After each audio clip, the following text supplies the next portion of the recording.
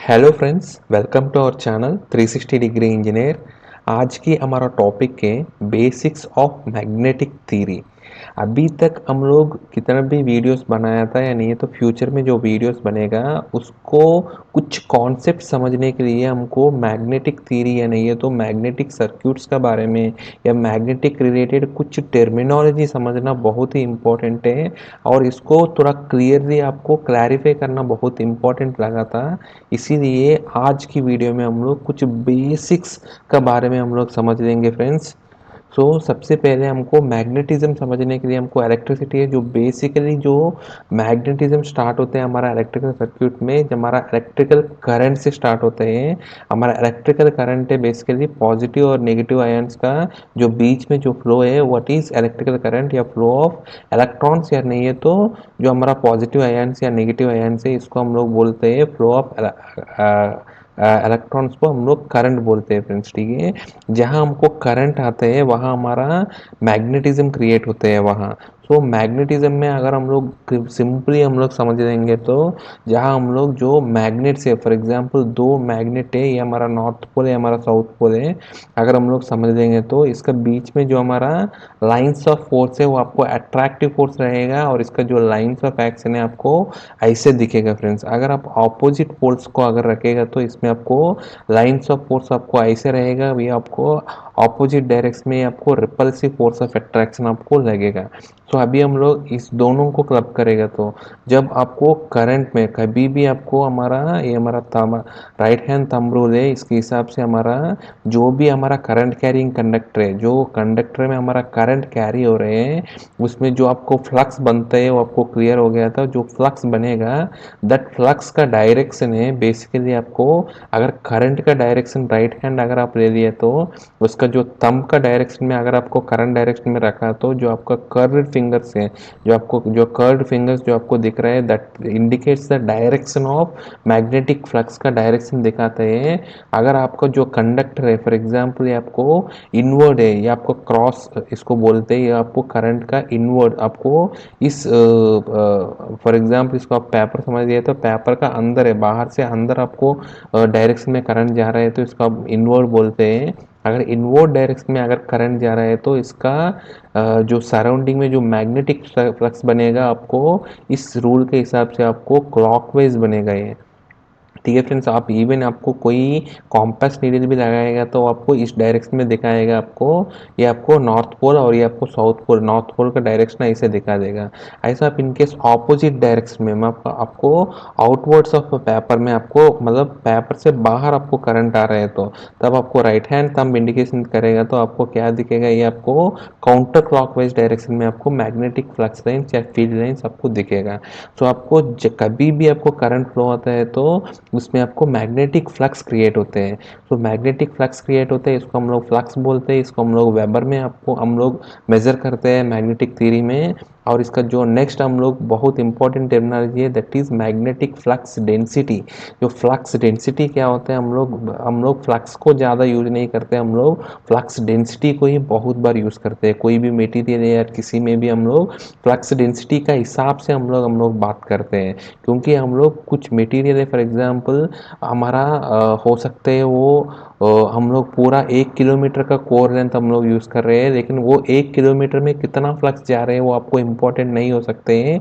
लेकिन आपको irrespective of measurement, irrespective of dimension, आपका इसका मैग्नेटिक कोर है मैग्नेटिक मटेरियल का इर्रेस्पेक्टिव ऑफ इसका डायमेंशंस का हम लोग बात करना है तो तब हमको मैग्नेटिक फील्ड डेंसिटी के बारे में हम लोग सोचना बहुत ही इंपॉर्टेंट है, क्योंकि हम लोग ये इर्रेस्पेक्टिव ऑफ डायमेंशन है, हम लोग एक यूनिट एरिया में फॉर एग्जांपल ये आपको 1 स्क्वायर मीटर का एरिया में आपको कितना फ्लक्स है, 1 स्क्वायर मीटर का एरिया में आपको कितना फ्लक्स है वो आपको रिप्रेजेंट करते हैं आपको magnetic field intensity that is weber per square metre. इसको हम लोग टेस्ला भी बोलते हैं, weber square 1 weber per square metre को 1 टेस्ला भी बोलते हैं। ठीक है फ्रेंड्स, ये आपको मैग्नेटिक फील्ड इंटेंसिटी फ्लक्स ही है, जो फ्लक्स है एक यूनिट एरिया में जो जितना नंबर ऑफ फ्लक्स लाइन्स रहते हैं इसको हम लोग मैग्नेटिक फील्ड डेंसिटी बोलते हैं। जो नॉर्मल डेंसिटी हमारा होता है हमारा जो फिजिक्स में हम लोग पढ़ाते हैं सेम ही है, लेकिन हमारा मैग्नेटिक फील्ड डेंसिटी है तो मैग्नेटिक फ्लक्स लाइन्स एक यूनिट एरिया में कितना फ्लक्स लाइन्स जाएगा, that is equal to magnetic field density है, that is webers per square metre, that is tesla में अभी आप लोग बोलते हैं। इसकी बाद है जो नेक्स्ट पैरामीटर हमारा एमएमएफ, मैग्नेटो मोटिव फोर्स, हमारा फ्लक्स लाइन्स कितना ज़्यादा जाएगा, दैट डिपेंड्स ऑन इसका जो मैग्नेटिक मोटिव फोर्स है। वो मैग्नेटिक मोटिव फोर्स कैसे बनते हैं, दैट इज इक्वल टू हमारा करंट है। हम लोग बता दिया था हमारा करंट कितना ज़्यादा है तो इसका फ्लक्स लाइन्स उतना ज़्यादा होगा, फ्लक्स लाइन्स ज़्यादा होगा तो इसका स्ट्रेंथ ज़्यादा होगा। तो आपको जो नंबर ऑफ आपको एम्पियर कितना है तो उतना होगा। और दूसरा आपको, अगर आपको मैग्नेटिक थ्योरी में भी हम लोग इसका पहले में भी एक वीडियो बनाया था, उसमें हम लोग इलेक्ट्रोमैग्नेटिक थ्योरी बताया था, उसमें आपको मैग्नेटिक स्ट्रेंथ को बढ़ाने के लिए हम लोग इसको मैग्नेट वो कंडक्टर को हम लोग स्ट्रेट नहीं यूज़ करते हैं, इसको हम लोग वूंड करके यूज़ करते हैं, उसको हम लोग नंबर ऑफ टर्न्स बोलते हैं। तो आपको बेसिकली ये मैग्नेटिक स्ट्रेंथ है, दैट इज मैग्नेटिक एमएमएफ है, मैग्नेटोमैटिक फोर्स है। आपको फ्लक्स कितना ज़्यादा बनेगा, कितना ज़्यादा नंबर ऑफ फ्लक्स लाइन्स बनेगा, तो उसको हम लोग मैग्नेटिक जो हम लोग जितना ज़्यादा बनेगा, दैट डिपेंड्स ऑन एम्पियर, कितना ज़्यादा आपको करंट जा रहे हैं और कितना नंबर ऑफ टर्न्स आप ले रहे हैं। So that magnetomotive force is nothing but हमारा number of turns into current. इसको हम लोग इसको एम्पियर है वो हमारा टर्न्स है, इसीलिए इसको एम्पियर टर्न में हम लोग मेजर करते हैं। ठीक है, सो एम्पियर टर्न में इसको मेजर करते हैं, that is number of turns into current.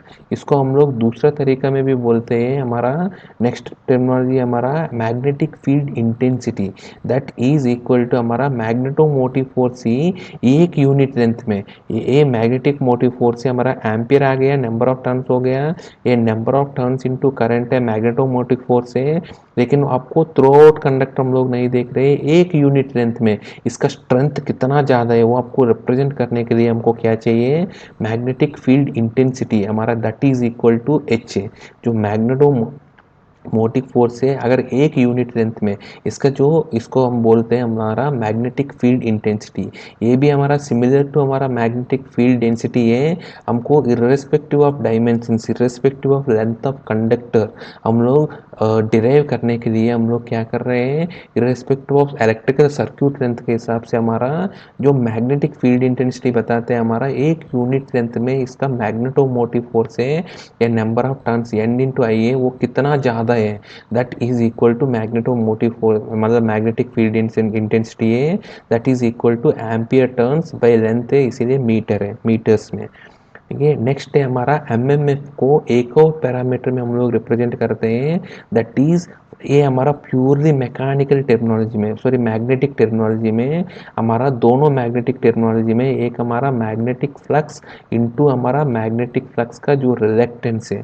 ठीक है, हमारा रिलेक्टेंस से बोलते हैं एक्चुअली जो फ्लक्स होने का, जो फ्लक्स बनने का या नहीं तो फ्लक्स फ्लो होने का, इसका अपोजिशन फोर्स को हम लोग रिलेक्टेंस बोलते हैं। तो हमारा सिमिलर टू हमारा इलेक्ट्रिकल टेक्नोलॉजी में हमारा voltage equal to current into resistance है, ऐसे ही हमारा एमएमएफ है is equal to reluctance into flux है। ठीक है फ्रेंड्स, सो जिस reluctance is equal to similar to हमारा रेसिस्टेंस है, लेंथ बे म्यू ए, हमारा रिलेक्टेंस जो रेसिस्टेंस हमारा होता है रो एल बे ए या नहीं तो rho by sigma A. So that sigma is equal to conductivity है हमारा इलेक्ट्रिकल टेक्नोलॉजी में। यहाँ हमारा reluctance is equal to length by length of the core या नहीं तो length of the magnetic material divided by mu, that is हमारा permeability. Like हमारा इलेक्ट्रिकल टेक्नोलॉजी में जो कंडक्टिविटी बोलते हैं, ऐसे ही हमारा परमेबिलिटी है, ये आपको कितना मैग्नेटिक फ्लक्स लाइंस को पास करने का कैपेबिलिटी है, कितना ज़्यादा पास कर सकते हैं, उसको हम लोग मैग्नेटिक परमेबिलिटी बोलते हैं। This is equal to area of cross section of the magnetic material. ठीक है, सो आपको reluctance is equal to length by magnetic permeability into area of cross section है। ठीक है, सो इसमें हम लोग ऑलरेडी बताया था रिलेक्टेंस इक्वल टू ये एल है, average length of the magnetic core या मैग्नेटिक मटेरियल है, एरिया ऑफ क्रॉस सेक्शन है, और परमेबिलिटी है आपको मटेरियल का है, ampere turns per metre square में आते हैं। वो परमेबिलिटी को भी आप देखेगा तो that permeability is equal to mu naught into mu R. हमारा जो मैग्नेटिक सर्क्यूट्स या मैग्नेटिक जितना भी हमारा मैग्नेटिक सर्क्यूट्स होते हैं हमारा इलेक्ट्रिकल सिस्टम में हम लोग यूज़ करते हैं, उसमें हम लोग दो चीज़ रहते हैं, एक आपका कोर मटेरियल होते हैं, दूसरा आपका एयर एयर गैप रहते हैं। सो आपको इसीलिए हमारा mag permeability is equal to mu naught into mu R है। जो म्यू नॉट है वो आपको परमेबिलिटी ऑफ द एयर है और म्यू आर है relative permeability of the that particular core, जो आपको मैग्नेटिक कोर है उसका रिलेटिव परमेबिलिटी है। इसका जो परमेबिलिटी होते हैं that is equal to mu naught into mu R है, इसका मल्टीप्लिकेशन फैक्टर होते हैं। तो नेक्स्ट डिफरेंस हमारा इसी टेक्नोलॉजी में हम लोग अगर हम लोग मैग्नेटिक फील्ड डेंसिटी को भी मतलब फील्ड डेंसिटी को हम लोग रिप्रेजेंट करेगा तो फाइव बाई ए, फाइव को हम लोग ऑलरेडी पता है M M F by reluctance by area है।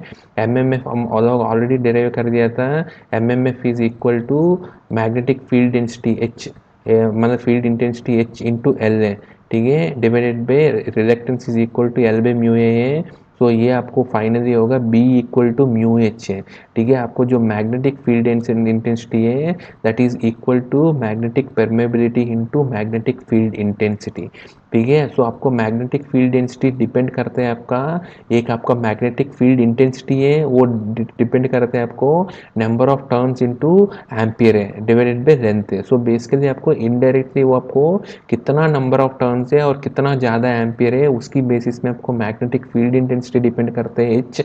और जो आपको मैग्नेटिक मटेरियल का, और इसमें आपको मैग्नेटिक मटेरियल का जो उसका कोर है उसका परमेबिलिटी कितना अच्छा है, कितना अच्छा मैग्नेटिक मटेरियल है वो, और उसमें कितना कम या नहीं है तो कितना आपको एयर गैप लेंथ है वो आपको डिपेंड करते हैं म्यू नॉट को, ठीक है। इसीलिए B equal to mu H है। ये आपको हमारा बी एच कर हम लोग बोलते हैं बहुत जगह, वो बी एच का जो ड्रा करते हैं इसी का बेसिस में B equal to mu H है, ठीक है फ्रेंड्स। वो बी एच कर्व में भी हम लोग इसमें आप बी एच कर्व अगर बी को और एच को बीच में अगर हम लोग कर्व ड्रा करेगा तो उसमें आप देखेगा तो फ्रेंड्स हमारा ये आपको लीनियर रीजन आते हैं, आपको इसके बाद नी पॉइंट रीजन आते हैं, वो आपको सैचुरेशन आते हैं। वो हम लोग पहले वीडियोस में भी जैसे सी टी सैचुरेशन का और करंट ट्रांसफॉर्मर का जो बेसिक्स में भी इसके बारे में ज़्यादा बताया था, इसीलिए हम आज की वीडियो में इसके बारे में ज़्यादा स्ट्रेस नहीं करेंगे, लेकिन हम लोग यही हम लोग रिप्रेजेंट करेंगे। हम लोग मोस्टली हमारा जितना भी मैग्नेटिक मटेरियल्स है उसको हम लोग इसका लीनियर रीजन में ऑपरेट करते हैं, सो दैट इसका जो मैग्नेटिक फील्ड इंटेंसिटी और इसका जो magnetic flux density is directly proportional to हमारा एच, यानी H is proportional to magnetic field density. तो उसको मेंटेन करने के लिए हम लोग लीनियर रीजन में ही हम लोग हमेशा ऑपरेट करते हैं मैग्नेटिक मटेरियल्स जितना भी है, और इसको जो नी पॉइंट में हम लोग या सैचुरेशन में कभी ऑपरेट नहीं करते हैं, सैचुरेशन में कभी भी हम लोग ऑपरेट नहीं करते हैं। तो नेक्स्ट है हमारा जो ऑलरेडी हम लोग इतना सारे पैरामीटर्स हम लोग डिस्कस किया, टेक्नोलॉजी डिस्कस किया, अगर इसको कंपेयर करेंगे तो हमारा इलेक्ट्रिकल सर्क्यूट से हमारा जो magnetomotive force is equal to हमारा इलेक्ट्रोमोटिव फोर्स है। जो करंट मूव करने के लिए जो फोर्स है दैट इज वोल्टेज है या पोटेंशियल डिफरेंस है, वो भी हमारा मैग्नेटोमोटिव फोर्स, दोनों सिमिलर टेक्नोलॉजी है। ये हमारा इलेक्ट्रिकल सर्क्यूट में जैसे यूज़ करते हैं यहाँ मैग्नेटिक सर्क्यूट में इसको हम लोग यूज़ करते हैं, क्योंकि यही इसका जो फ्लक्स ड्राइव करने का जो मोटिव फोर्स है आपको एमएमएफ है, यहाँ आपको करंट ड्राइव करने का जो मोटिव फोर्स है दैट इज ईएमएफ है।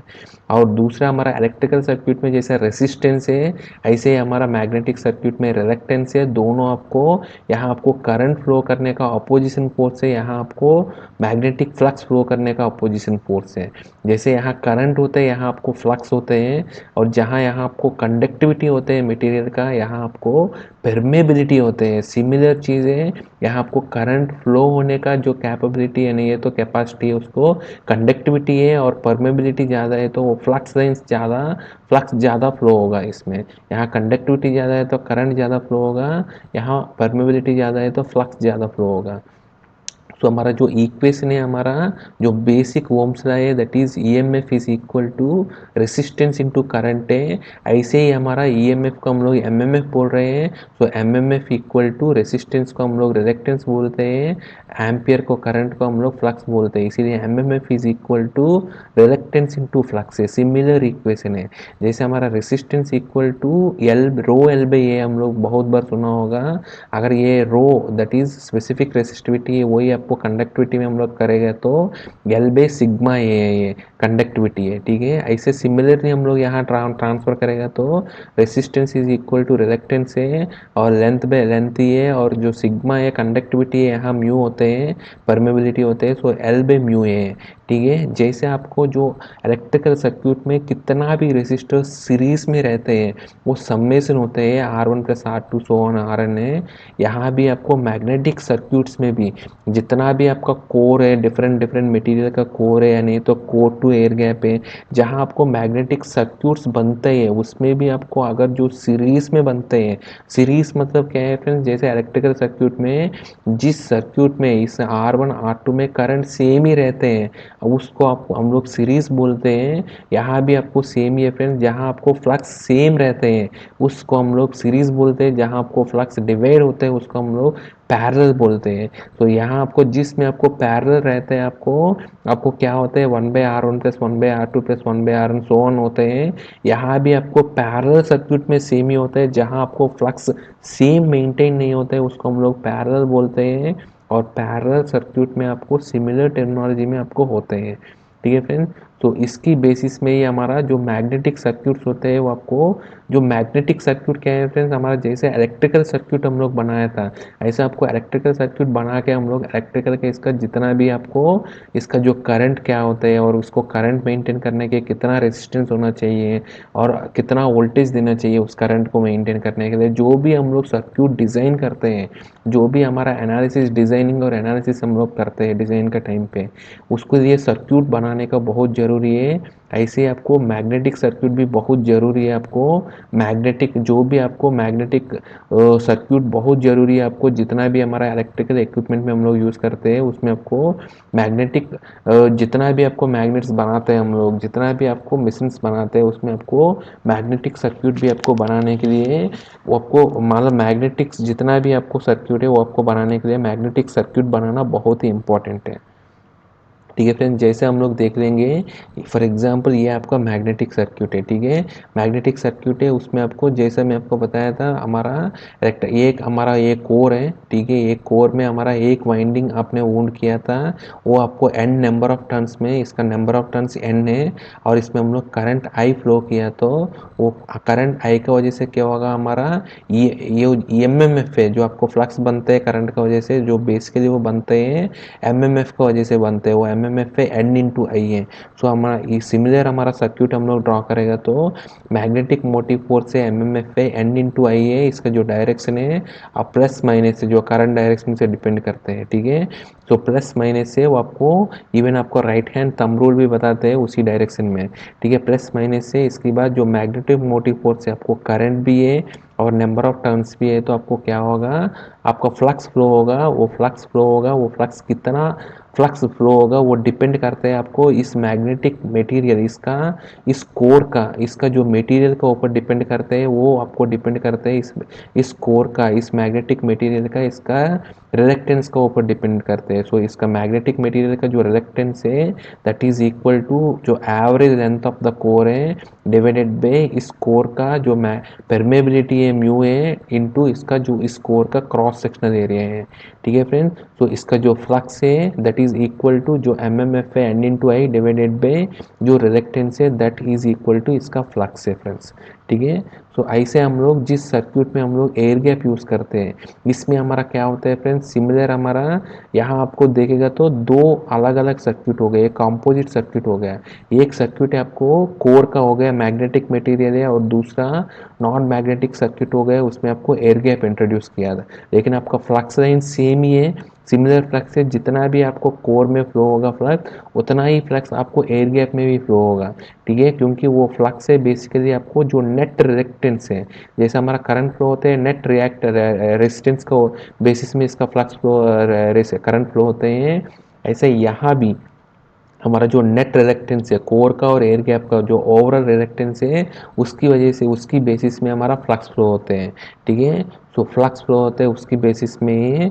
सो आपको जो फ्लक्स अभी आपको इसका इक्विवेलेंट सर्क्यूट है, आपको एमएमएफ पे सेम ही आपको एन इंटू आई है, लेकिन आपको सबसे पहले आपको कोर का रिएक्टेंस है आर सी है, और इसके बाद एयर गैप का रिएक्टेंस है आर जी है, ठीक है फ्रेंड्स, एयर गैप का रिएक्टेंस है। सो आपको नेट फ्लक्स से अभी क्या हो गया, that is equal to M M F divided by R C plus R G, core का रिएक्टेंस प्लस आपको एयर गैप का रिएक्टेंस, ठीक है फ्रेंड्स। अगर आप इस सर्क्यूट से कंपेयर करेगा तो इसमें आपको ये सेम करंट पे और सेम नंबर ऑफ टर्न्स पे आपको यहाँ आपको फ्लक्स ज़्यादा होगा, क्योंकि इसका रिएक्टेंस है ओनली कोर का रिएक्टेंस है। लेकिन अगर आप उसी सर्क्यूट में आपको थोड़ा सा भी आप एयर गैप इंट्रोड्यूस किया तो क्या हो रहा है आपका, इसका जो रिएक्टेंस है, सो इसका जो रिएक्टेंस है आपको बढ़ गया था, उसकी वजह से आपको जो फ्लक्स है अभी चेंज हो रहे हैं, ठीक है। तो आपको फ्लक्स को चेंज करने के लिए आपको दो कंट्रोल मैकेनिज्म है आपको, ठीक है, मतलब तीन कंट्रोल मैकेनिज्म है आपको। सबसे पहले फ्लक्स चेंज करना है तो आपको करंट चेंज कर सकते हैं, या नहीं तो नंबर ऑफ टर्न्स चेंज कर सकते हैं, या नहीं है तो इसका जो कोर का मटेरियल चेंज कर सकते हैं।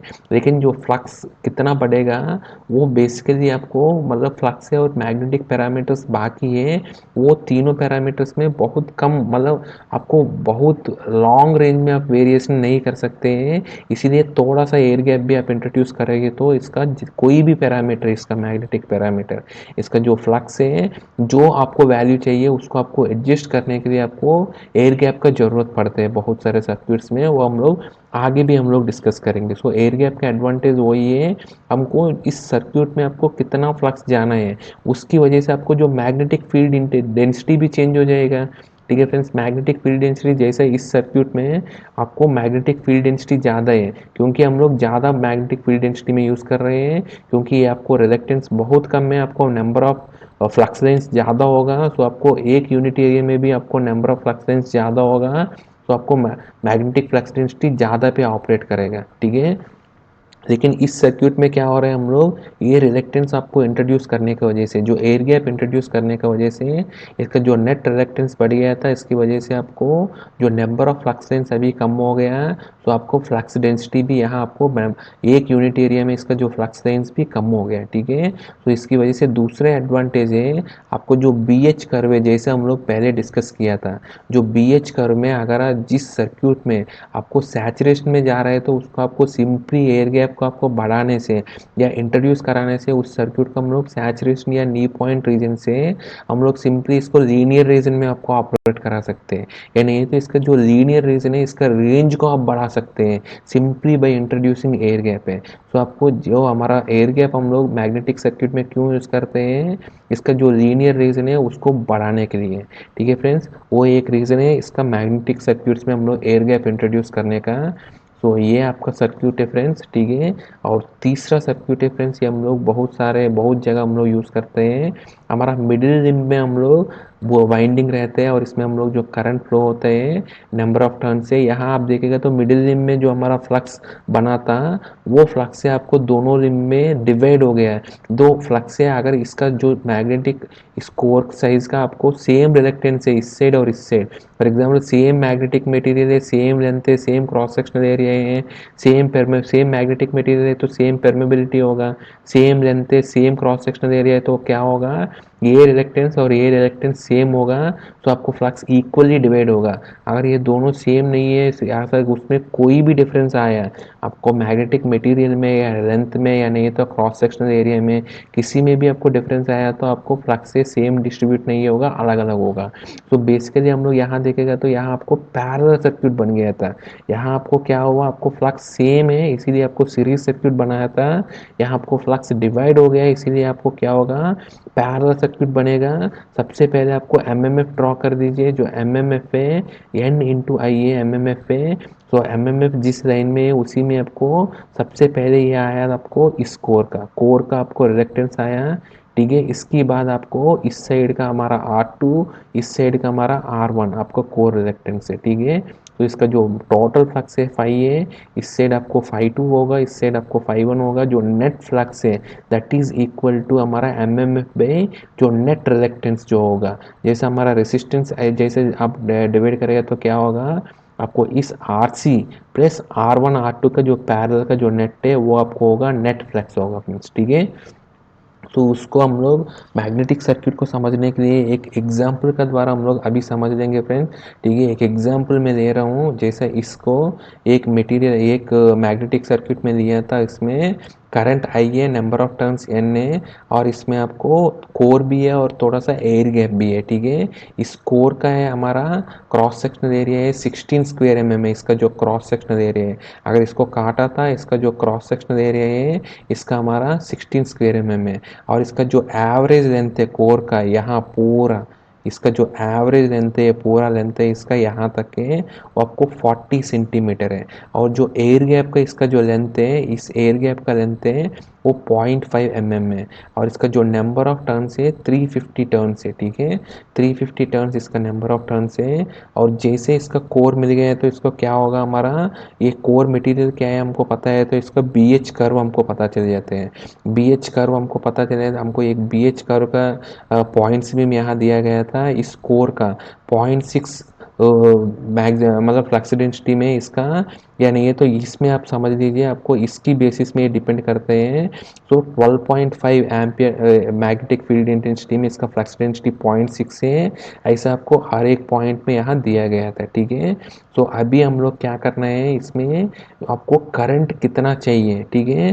अब वो हम देख लेंगे। जैसे हम लोग एक मैग्नेटिक फ्लक्स डेंसिटी में आपको कौन सी मैग्नेटिक फ्लक्स डेंसिटी पे इस कोर को इस मैग्नेटिक सर्किट को हम लोग ऑपरेट करना है वो हम लोग डिसाइड कर देंगे। जैसे मैं डिसाइड किया था यहाँ मैग्नेटिक फ्लक्स डेंसिटी आपको 1 टेस्ला पे हम लोग इसका फ्लक्स कितना जा रहे हैं, फ्लक्स लिंकेज कितना जा रहे हैं और करंट कितना जा रहे हैं। एयर गैप नहीं है तो करंट कितना चाहिए हमको इसको मेंटेन करने के लिए, अगर एयर गैप है तो आपको करंट कितना चाहिए वो हम लोग अभी देख लेंगे फ्रेंड्स, ठीक है।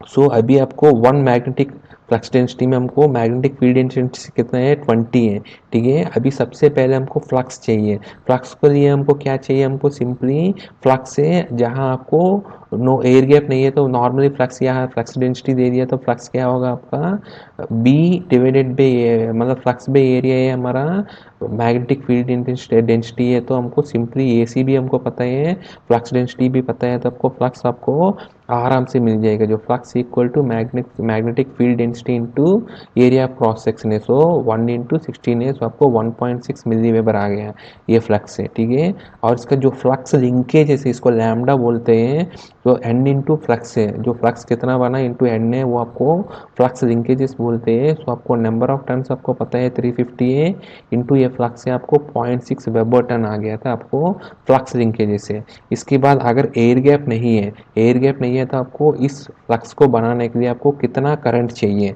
ठीक है। वो करंट कितना चाहिए हम लोग को एमएमएफ पता है, एमएमएफ है it is equal to N into I है। तो आपको एमएमएफ एन इंटू आई है और that is equal to R C into five भी है, क्योंकि आपको रिलेक्टेंस सिंगल रिलेक्टेंस से आपको कोई एयर गैप नहीं है, तब आपको क्या होगा करंट है is simply is equal to R C five by N है, ठीक है। हमको आर सी सबसे पहले इसमें आप देखेगा तो फ्लक्स अभी पता है हमको, नंबर ऑफ टर्न्स पता है, आपको करंट चाहिए, आपको आर सी पता नहीं है। तो सबसे पहले हम लोग आर सी जो रिलेक्टेंस है वो हम कैलकुलेट करेंगे। आपको इस रिलेक्टेंस में आप देखेगा तो एल बाई म्यू सी ए सी है, इसमें हमको सब कुछ पता है लेकिन म्यू पता नहीं है, लेकिन mu is equal to B H है, हमको ऑलरेडी बी एच का कर्व पता है। सो आपको सबसे पहले हम लोग म्यू कैलकुलेट करेंगे। हमको 1 टेस्ला पे इसका जो 20 है तो म्यू है हमारा 1/20 होगा, सो बी बाई एच 1/20 हमारा म्यू है 0.05 है। तो आर सी हम लोग कैलकुलेट कर दीजिए, एल बाई म्यू है, तो लेंथ हमको पता है, म्यू अभी हमको पता चल गया, क्रॉस सेक्शनल एरिया पता है, तो आपको इसका जो कोर का रिलेक्टेंस है 5000 एम्पियर टर्न्स पर वेबर है, ठीक है। अभी इसका करंट क्या होगा, इस इक्वेशन से आपको current is equal to R five by N है। तो आप इस reluctance into five divided by N है आपको 22.86 मिली एम्पियर है, ठीक है। तो अगर इस सर्क्यूट में आपको एयर गैप नहीं है तो आपको ये फ्लक्स बनाने के लिए आपको बहुत ही कम करंट चाहिए, क्योंकि इसका रिलेक्टेंस ही ज़्यादा नहीं है। सो आपको मैग्नेटिक फील्ड इंटेंसिटी भी ज़्यादा है। आपको क्या होगा, इसको इस फ्लक्स बनाने के लिए आपको बहुत ही कम करंट चाहिए। इसको हम लोग बोल सकते हैं मैग्नेटाइजिंग करंट बहुत कम रहते हैं, जिसमें आपको बिल्कुल एयर गैप ही नहीं है। ठीक है, सो आपको जहाँ आपको एयर गैप है, फॉर एग्जाम्पल एयर गैप है, तो उस एयर गैप का लेंथ है हमने ऑलरेडी दिया था 0.5 है। तब हमको करंट कितना चाहिए, इसी flux density B equal to 1 tesla के लिए हमको कितना करंट चाहिए वो हम देख लेंगे फ्रेंड्स। इसमें भी आपको M M F equal to N into I A, that is equal to reluctance into flux है, लेकिन यहाँ रिलेक्टेंस है नेट रिलेक्टेंस है कोर प्लस एयर गैप का। तो आपको जो कोर का जो है अभी, पहले आपको कोर 40 है, आपको टोटल है अभी ओनली कोर में आपको 40 में क्या हो गया हमारा एयर गैप 0.5 mm है, तो आप एयर गैप भी हटा दीजिए, तो वो भी आपको ऑलमोस्ट यही होगा, आपको 500 है, 5000 है, क्योंकि एल सिर्फ आपको बहुत कम है, आपको ओनली 0.5 mm है। सो आपको 0.5 सेंटीमीटर इसीलिए ज़्यादा नहीं है। तो हम लोग एज्यूम करेंगे 5000 डी कोर का सेम रिलेक्टेंस है, लेकिन आपको जो एयर गैप का रिलेक्टेंस है that is L G by mu G into A G है। तो एयर गैप का हमारा ऑलरेडी पता है हमको 4 पाई इंटू 10⁻⁻⁷ है, ये आपको कांस्टेंट है एयर का जो परमेबिलिटी है। So L G divided by mu into A G हमको पता है, इस एयर गैप का जो क्रॉस सेक्शनल एरिया हमको ऑलरेडी दिया गया था, तो उसको हम लोग को पता है। सो ऑलरेडी कोर का जो क्रॉस सेक्शनल एरिया उतना ही क्रॉस सेक्शनल एरिया इसका एयर गैप का भी है। सो आपको रिलेक्टेंस आपको इतना होगा। ठीक है, अभी जो आपको करंट है कितना होगा आप कैलकुलेट करेगा तो आपको ये इस इक्वेशन से आप कैलकुलेट करेगा आपको 1.16 एम्पियर होगा। ठीक है, उससे अब तो आपको बहुत गुना ज़्यादा हो रहा है फ्रेंड्स। ठीक है, तो आपको जिसमें आपको एयर गैप रहते हैं वहाँ आपको मैग्नेटाइजिंग करंट है, जिस फ्लक्स डेंसिटी या नहीं, तो उस फ्लक्स बनने के लिए आपको जो करंट चाहिए, जो मैग्नेटाइजिंग करंट है, वो आपको ज़्यादा होगा जहाँ आपको एयर गैप होगा। इसी वजह से आपको जो ट्रांसफॉर्मर्स है उसमें आपको एयर गैप नहीं रहते हैं, उसमें आपको मैग्नेटाइजिंग करंट बहुत ही कम है।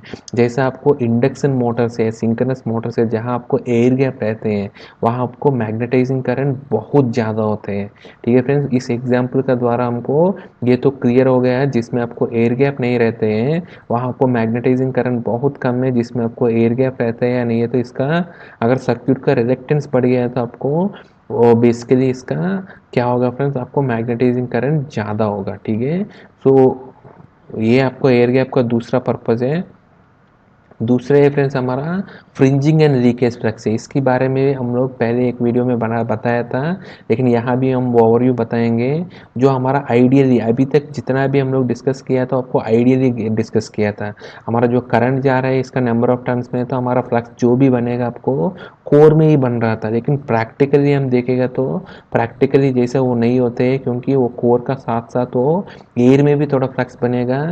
ठीक है, जो एयर में बनेगा, जो जो भी हमारा फ्लक्स है कोर में नहीं आ रहे हैं, हमको आइडियली पूरा की पूरा फ्लक्स है। फॉर एग्जांपल इस करंट का वजह से हमको 100 नंबर ऑफ फ्लक्स लेंस आना है, तो पूरा के पूरा 100 नंबर ऑफ फ्लक्स लेंस आपको इसी कोर में आना चाहिए, लेकिन प्रैक्टिकली वो नहीं होते, थोड़ा एयर में भी बनते हैं। उसको हम लोग बोलते हैं लीकेज फ्लक्स, क्योंकि आपको आइडियली कोर में आना चाहिए लेकिन कोर में नहीं आ रहा है, इसीलिए उसको हम लोग लीकेज फ्लक्स बोलते हैं। ठीक है, और जहाँ आपको एयर गैप बनते हैं वो एयर गैप जैसे ही बनता है तो हमको कोर का मैग्नेटिक फ्लक्स डेंसिटी अलग है, इसमें जो number of flux lens per unit area में अलग है, क्योंकि ये मैग्नेटिक मटेरियल है सॉरी फ्रेंड। लेकिन जैसे ही आप एयर गैप में आ गया तो एयर गैप एक मैग्नेटिक मटेरियल नहीं है, तो इसका जो एक यूनिट एरिया में इसका फ्लक्स लेंस है सेम मेंटेन नहीं कर सकते हैं, क्योंकि ये अलग है। इसी वजह से क्या होगा, फ्लक्स लेंस थोड़ा ऐसा आपको डाइवर्स हो जाएगा, इसको हम लोग बोलते हैं फ्रिंजिंग इफेक्ट बोलते हैं, और इस फ्लक्स लाइंस को हम लोग फ्रिंजिंग फ्लक्स बोलते हैं।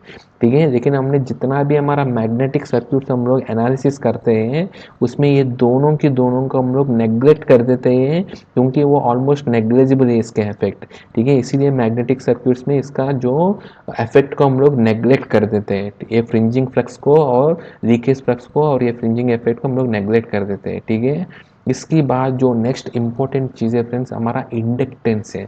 जैसा हमको पता है, जैसे ही कहीं पे भी आपको कॉइल बना था, कॉइल जैसा इसे आ गया तो इसमें क्या होता है, हमारा इंडक्टेंस इफेक्ट आ जाते हैं, और इसका एक इंडक्टेंस है, एक हमारा इलेक्ट्रिकल का एक, और इसका पैरामीटर इसको में ऐड हो जाते हैं, वो आपको इंडक्टेंस एक आ जाते हैं। वो इंडक्टेंस या मैग्नेटिक सर्क्यूट्स का फॉर्म में होता क्या है, ठीक है, वो हम लोग अगर देखेंगे तो inductance is equal to number of flux linkages per unit of current है, ठीक है। तो इसका जो नंबर ऑफ टर्न्स इनटू जो फ्लक्स है जो हमको बन रहे हैं, एक एम्पियर ऑफ करंट में आपको कितना आपको number of turns into flux बन रहे हैं, इसको हम फ्लक्स लिंकेजेस बोल रहे हैं, ठीक है। आपको कितना फ्लक्स लिंकेजेस आपको एक एम्पियर पे बन रहे हैं, उसको हम लोग इंडक्टेंस बोलते हैं, ठीक है। अगर इंडक्टेंस ज़्यादा है तो क्या होगा, एक एम्पियर ऑफ करंट में आपको ज़्यादा आपको क्या बनेगा, फ्लक्स लिंकेजेस बनेगा। सो फ्लक्स लिंक इंडक्टेंस ज़्यादा बनने के लिए हमको क्या चाहिए, हमको आपको इंडक्टेंस कभी भी आपको ज़्यादा चाहिए, तब आपको क्या चाहिए, आपको नंबर ऑफ टर्न्स ज़्यादा होना चाहिए, और इसका जो फ्लक्स ज़्यादा होना चाहिए, ठीक है। फ्लक्स ज़्यादा होने के लिए हमको क्या चाहिए, हमारा इस जो मैग्नेटिक मटेरियल आप जो लेते हैं वो आपको हाई परमेबिलिटी मटेरियल होना चाहिए, इसका जो फ्लक्स डेंसिटी बहुत ज़्यादा होना चाहिए, ठीक है। उसकी वजह से आपको इंडक्टेंस बनते हैं, ठीक है। So inductance is equal to lambda by I है, जो flux linkages per unit ampere N pi by I, ठीक है। हमको ऑलरेडी पता है जो फ्लक्स है दैट इज मतलब M M F equal to N I है, it is equal to pi into हमारा जो रिलेक्टेंस है, हमको रिलेक्टेंस अगर इसमें सब्स्टिट्यूट करेगा तो एल बाई म्यू है, ठीक है। हम लोग डिवाइड सब्स्टिट्यूट करेगा तो हम लोग मतलब इंडक्टेंस को इन टर्म्स ऑफ रिलेक्टेंस में अगर हम लोग डिराइव किया तो हमारा जो फ्लक्स को हम लोग यहाँ डिराइव कर दीजिए और रिलेक्टेंस को भी कर दिया तो हमारा होगा inductance is equal to N square by reluctance है, ठीक है। तो हमारा number of turn square by reluctance है, ठीक है। तो यही हमारा फंडा है, आपको जितना हमारा मैग्नेटिक सर्किट का रिलेक्टेंस ज़्यादा है तो उतना कम आपको इंडक्टेंस होगा, ठीक है। यही हमने पहले वीडियो में भी हम लोग बताया था, जो मैं जनरेटर कैपेबिलिटी कर्व का वीडियो में भी हम लोग बताया था, ठीक है। जिस सर्किट में आपको जनरेटर में क्या होता है, जैसे इसका फील्ड लॉस हो जाता है तो क्या होता है, इसका जो रिएक्टेंस है वो बेसिकली सैचुरेटेड रिएक्टेंस से अनसैचुरेटेड रिएक्टेंस में आ जाते हैं। जैसा अनसैचुरेटेड रिएक्टेंस में आ गया मतलब क्या है, वो बेसिकली इसका जो इंडक्टेंस है, रिएक्टेंस कम हो गया, रिएक्टेंस कम होगा मतलब इसका इंडक्टेंस से क्या हो गया, सॉरी सैचुरेटेड से अनसैचुरेटेड रिएक्टेंस में आ गया तो इसका रिएक्टेंस बढ़ जाते हैं, रिएक्टेंस बढ़ गया है तो इसका इंडक्टेंस भी बढ़ते हैं, ठीक है। इसका इंडक्टेंस बढ़ गया मतलब क्या है, इसका रिलेक्टेंस कम हो गया, उस एयर गैप का वहाँ एरिया के रिलेक्टेंस कम हो गया तो इसका फ्लक्स लेंथ ज़्यादा फ्लो होगा, ठीक है friends. So inductance to reluctance का जो इक्वेशन है L equal to N square by reluctance है। सो हमारा सर्क्यूट में कभी भी आप देखेगा तो हमारा सर्क्यूट में तीन मतलब दो तरफ का रिएक्टेंस होता है, एक हमारा सेल्फ इंडक्टेंस है, दूसरा हमारा म्यूचुअल इंडक्टेंस होते हैं, ठीक है फ्रेंड्स। सेल्फ इंडक्टेंस क्या होता है, जो हमारा फॉर एग्जांपल इस सर्क्यूट है हमारा, ठीक है, इस सर्क्यूट में हमारा एक लिंब में हमारा करंट I1 है और इसका नंबर ऑफ टर्न्स N1 है, और दूसरे में हमारा करंट I2 है, इसका नंबर ऑफ टर्न्स N2 है, ठीक है। तब हमारा जो इसका जो इंडक्टेंस होते हैं, तीन इंडक्टेंस दिखते हैं हमको, एक है हमारा इसका इस कॉइल का खुद का सेल्फ इंडक्टेंस है, वो खुद का सेल्फ इंडक्टेंस क्या होता है, L11 है, that is equal to N1 square divided by reluctance of core है। उसमें आपको क्या है, इस करंट आपको जीरो होना चाहिए। जो आपको सेल्फ इंडक्टेंस मतलब क्या है, जब इस कॉइल का इंडक्टेंस है व्हेन दिस करंट है, इसका उस कॉइल में आपको दूसरा कोई भी कॉइल का आपका करंट जीरो है, तब इसका खुद का इंडक्टेंस कितना है, that is equal to L11 है, ठीक है। L11 equal to N1 square by reluctance of core है when I2 is equal to zero है, ठीक है। ऐसा आपको L2 इस कॉइल का खुद का इंडक्टेंस है, दैट इज सेल्फ इंडक्टेंस है, that is equal to that, वो तब होता है आपको जब इस कॉइल में आपको करंट जीरो है, मतलब जो आपको कोर में आपको जो फ्लक्स बनेगा वो आपको प्योरली इस कॉइल का करंट का वजह से भी बनना चाहिए और किसी का वजह से नहीं बनना चाहिए, तब हमको इसको बोलते हैं उस फ्लक्स का वजह से इसका जो रिलेक्टेंस बनेगा वो इसका खुद का इंडक्टेंस होगा, उसी वजह से इसको सेल्फ इंडक्टेंस बोलते हैं। So L22 is equal to N2 square divided by इसका जो रिलेक्टेंस है व्हेन I1 इक्वल टू 0 है।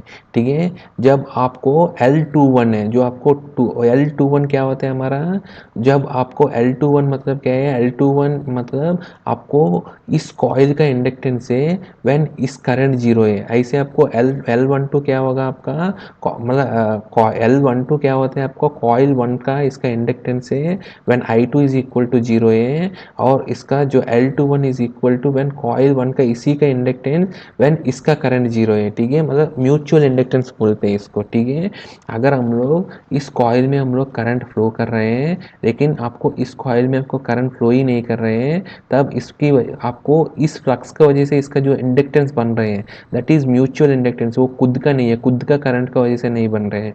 इसका करंट की वजह से जो फ्लक्स बनाया, वो फ्लक्स जैसे ही आ गया तो उसको वो एक खुद है आपको N5 आपको फ्लक्स लिंकेजेस मिल गया डिवाइडेड बाय, मतलब इसका जो फ्लक्स लिंकेजेस मिल गया तो इसका खुद का बनेगा, उसको हम लोग म्यूचुअल इंडक्टेंस बोलते हैं। जैसे आपको इस करंट का करंट है और इसमें करंट नहीं है, उस करंट की वजह से जो कोर में फ्लक्स बनाता, कॉमन कोर है, तो यही कोर के इसके वजह से जो फ्लक्स बन रहे हैं वो इसका कोर का थ्रू आपको यहाँ फ्लक्स लिंकेजेस मिल गया है, तो इसका एक इंडक्टेंस बनेगा, उसको हम लोग बोलते हैं म्यूचुअल इंडक्टेंस बोलते हैं।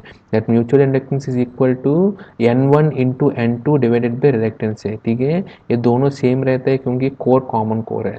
ठीक है, सो यहाँ एक और चीज़ है, इंडक्टेंस का कॉन्सेप्ट में हम लोग को एयर गैप का क्या जरूरत है।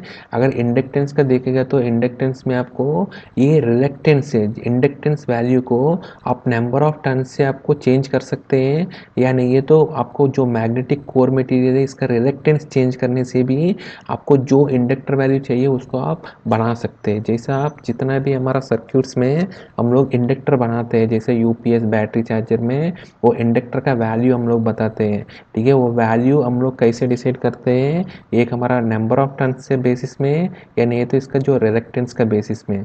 वो रिलेक्टेंस कैसे चेंज होते हैं, आपको एयर गैप चेंज करने से सिंपली जो वैल्यू ऑफ इंडक्टर वैल्यू चाहिए हमको, वो इंडक्टर वैल्यू आप बना सकते हैं। ठीक है, तो इसीलिए आपको एयर गैप है इंडक्टर वैल्यू को चेंज करने के लिए, या नहीं तो डिजायर्ड इंडक्टर वैल्यू को बनाने के लिए भी आपको एयर गैप का ज़रूरत है। ठीक है फ्रेंड्स, ये आज की वीडियो हमारा साथ हमारा है, हमारे साथ आगे भी बनाते रहिए for more and interesting videos. Thank you friends.